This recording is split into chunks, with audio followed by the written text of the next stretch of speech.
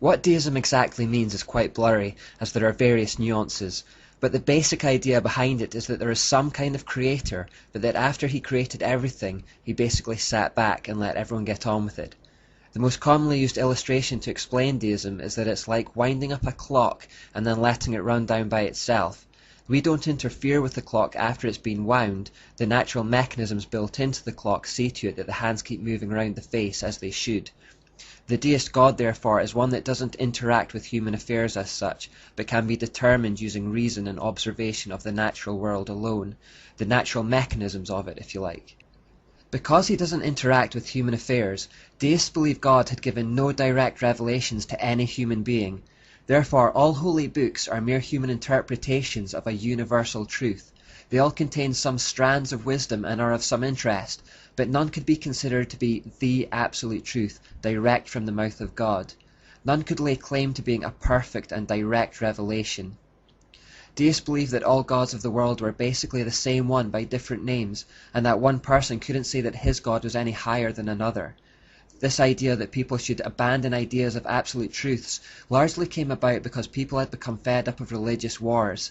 Instead of everyone fighting about who was the right God, the peaceful solution was to say that everyone was right, everyone had a piece of the truth, and therefore God became less well defined and more subjective. He could be whatever you wanted him to be, and you could call him whatever you wanted to call him.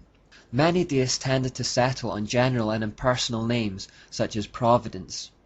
This generalized God was involved in all the seemingly diverse religions and observable in nature, but you couldn't know him personally.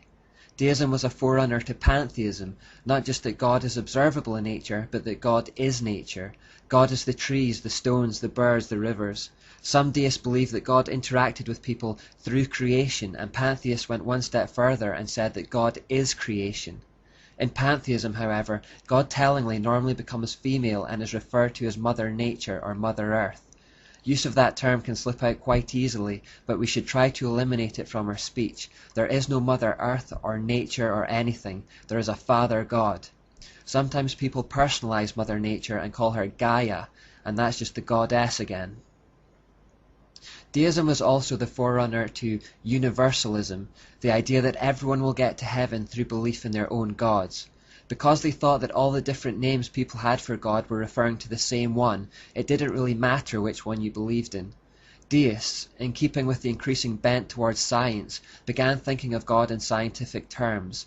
They began referring to him by the umbrella term, the Grand Architect of the universe.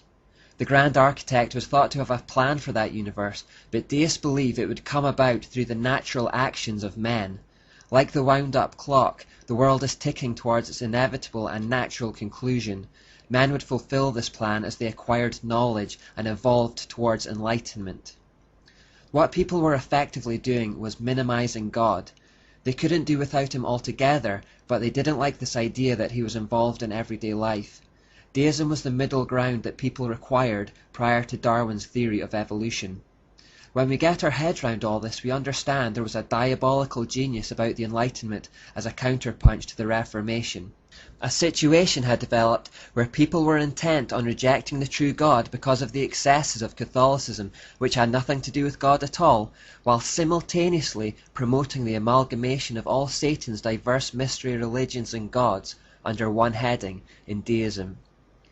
Now it was these so-called enlightened deists, searching for alternative truths about spirituality that would take them away from the Christian God, who began to join Freemason lodges. Freemasonry's history is shrouded in secrecy, but up until a certain point at least, it seemed to have the appearance of being a relatively innocuous organization. But from this point onwards, it became a kind of church of deism, and in time, the purest form of the Babylonian mysteries in existence.